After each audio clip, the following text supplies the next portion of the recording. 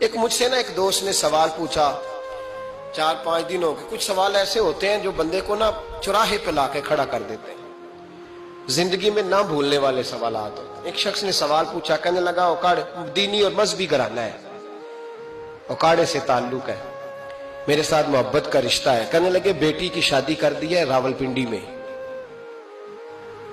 آپ کی بھی بیٹیاں ہیں, میری بھی بیٹی ہے, بیٹی کی شادی کر دی ہے راولپنڈی میں. اب بچی چند دن رہنے آئی ہے, پوچھنا یہ ہے کہ نماز پوری پڑے گی کہ قصر پڑے گی. تو میرا تو اس نے کام کر دیا, حد ہو گئی, رو رو کے برا حال. میں نے کہا یار تو بند کر دے فون, رات کو بتاؤں گا. کیا پوچھ لیا یار تو نے؟ بیٹی مسافر نہیں ہوتی, بیٹی تو مہرانی ہوتی ہے باپ کے گھر کی. اور بیٹی مطلب کیسے بتاؤں کہ دل کرتا ہے کہ بیٹی وہ صرف ہنسے, وہ روئے کبھی نہ. یہ دعا ہوتی ہے. تو نے اتنا بڑا سوال کیوں کیا؟ بہرحال علماء کو کچھ چیزوں کے جواب دینے پڑتے ہیں. میں نے کہا میں رات کو بتاؤں گا. رات کو پھر فون آیا کہ آپ تو بڑی جلدی جواب دینے کے عادی ہیں, تو دیر کیوں کر دی؟ تو میں نے کہا یار جواب تو میرے پاس تھا لیکن ہمت نہیں تھی ابھی.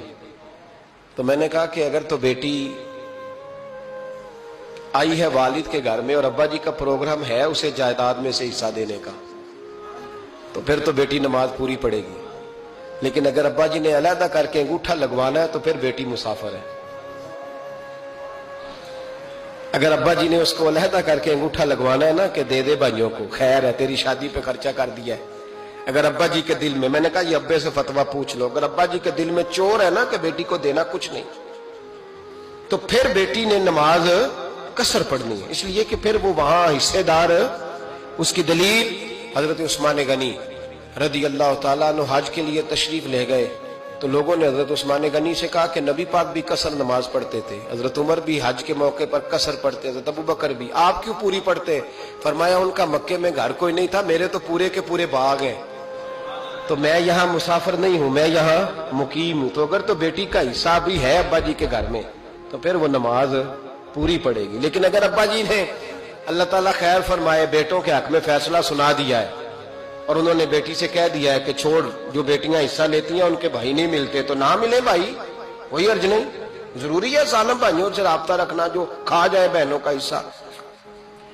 والد ظالم ہے, ظالم ہے باپ, بیٹے کو حصہ دیتا ہے بیٹی کو نہیں دیتا. اور یہ 1.5 مربے والے جاگیردار کی بات نہیں کر رہا, جس کا 4 مرلے کا مکان ہے اس کی بیٹی کا بھی حصہ بنتا ہے. کیوں کھاتے بیٹیوں کا حصہ؟ ڈر نہیں آتا اللہ تعالیٰ سے؟ کیوں کھاتے لوگ بیٹیوں کا حصہ؟ جب اللہ رسول نے رکھا ہے تو کیوں کھا جاتے؟ اور پھر کہتے ہیں جناب بڑا پیار ہے بیٹی سے, رونے دھونے کے لیے پیار ہے.